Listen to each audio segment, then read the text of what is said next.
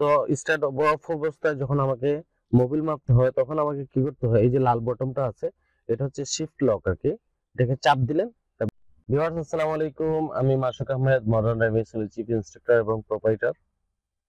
আজকে এখন যে ভিডিওটা করব এটা হচ্ছে অটো গাড়ির গিয়ার, কিভাবে গিয়ার লাগাবেন সঠিকভাবে। অটো গাড়ির গিয়ার লাগাইতে হলে প্রথমে আমাকে স্টার্ট দিতে হবে। আমি ইঞ্জিন সুইচ দিলাম, দেওয়ার পরে স্টার্ট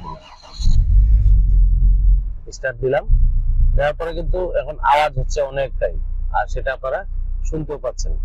প্রথমে ব্রেকে চাপ দিব, চাপ দেওয়ার পরে উপর দিকে তাকাবো। অনেকে দেখছে আমি এরকম এইভাবে ধরে এইভাবে তাকায় গিয়ার লাগান। এইভাবে কোনো প্রফেশনাল ড্রাইভার কখনো গিয়ার লাগাবে না, গিয়ার দিকে তাকায়া। গিয়ার দিকে না তাকিয়ে তারপরে গিয়ার লাগাইতে হবে। প্রথমে কাজ হচ্ছে ব্রেকে চাপ দেওয়া, যেগুলা গিয়ার লিভারে এখানে পুশ বটন আছে, এখানে পুশ করব। আর যেগুলা গিয়ারে এটা নাই, ওটাতে এটা লাগবে না, এমনিতে টান দিলেই চলে আসবে। তবে গিয়ার যখন লাগাবো ড্যাশবোর্ডের দিকে অথবা সামনের দিকে তাকাবো, তাকায়া আমি এইভাবে যখন গিয়ারটা লাগাবো তখন ফিল করব যে গিয়ারটা কত যায়। আমি সামনের দিকে তাকায়া তারপরে 1 টাকা 2 টাকা নামাইলাম, এখন হচ্ছে নিউট্রাল, এই আর 1 টাকা নামাইলাম, এই হচ্ছে গিয়ার। এখন গিয়ার ডি তে আছে, আর গিয়ার নামাইলে 2 তে আছে, আরেক টাকাতে এল এ আছে, এই হচ্ছে এল এ আছে। এই হচ্ছে গিয়ারের অবস্থা। একদম উপরে নিয়ে গেলে পার্কিং আছে, মানে আমি যখন গিয়ার লাগাবো এক কথায় উপর দিকে তাকিয়ে গিয়ার লাগাবো, গিয়ারের দিকে না তাকায়। গিয়ার দিকে তাকাইলে হয় কি যে আমার মানে নতুন মানুষ যারা আছে তারা গিয়ারের দিকে তাকায় গিয়ার লাগায়। এটা মানে পুরাতন ড্রাইভাররা এটা বুঝবে যে আপনি নতুন মানুষ। এখন আমি নতুন যেই হয় প্রথম থেকেই যে আমি তো নতুন মানুষ, আমি বুঝি না, এরকম না।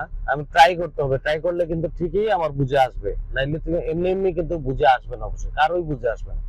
তো আমি এই ডি লাগাইলাম, এল আবার টু লাগাইলাম, আবার এই নিউট্রালে চলে গেল, আবার এক গাট উপরে তুললে এই যে একটা বিপটন হয়, বিপটন হওয়ার অর্থ হচ্ছে ব্যাক গিয়ার লাগানো হয়েছে। আবার এই এক গাট উপরে তুললে পার্কিং হবে। এটা একদম সহজ জিনিস। অটো গিয়ার গাড়ি চালানো যেরকম সহজ, গিয়ার লাগানোটাও একদম সহজ।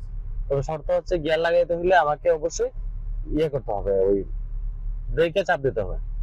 এখন যে ব্যাপারটা হচ্ছে, অনেক সময় হয় কি এভাবে গাড়ি নষ্ট হয়ে যায় কিংবা স্টার্ট বন্ধ হয়ে যায়। হওয়ার পরে কিংবা আমার গাড়িটাকে এমন জায়গায় রাখি আমি যেখানে একটু উঁচু নিচু থাকে, তো আমি স্টার্ট দিতে ঝামেলা হয়। স্টার্ট দেওয়া যাবে না, না দেওয়ার আগে আমাকে মোবিল মাপতে হয়, গিয়ার অয়েল, ইঞ্জিন, মানে এভরিথিং সবকিছু মাপতে হয়। কিন্তু গাড়ির সামনে এমন জায়গায় থাকে যে গিয়ারে ওখানে বনেট তোলা যায় না।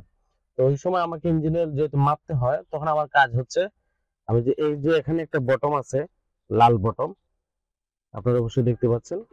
তো স্টার্ট অফ অবস্থায় যখন আমাকে মোবিল মাপতে হয় তখন আমাকে কি করতে হয়, এই যে লাল বটমটা আছে এটা হচ্ছে শিফট লক আর কি, এটাকে চাপ দিলেন, চাপ দিয়ে ব্রেকে চাপ দিলেন আর পুশ করলেন, তাহলে কিন্তু লিভারটা আসবে। আর এমনিতে যদি ধরে তাহলে কিন্তু আসবে না, এই যে লক হয়ে আছে।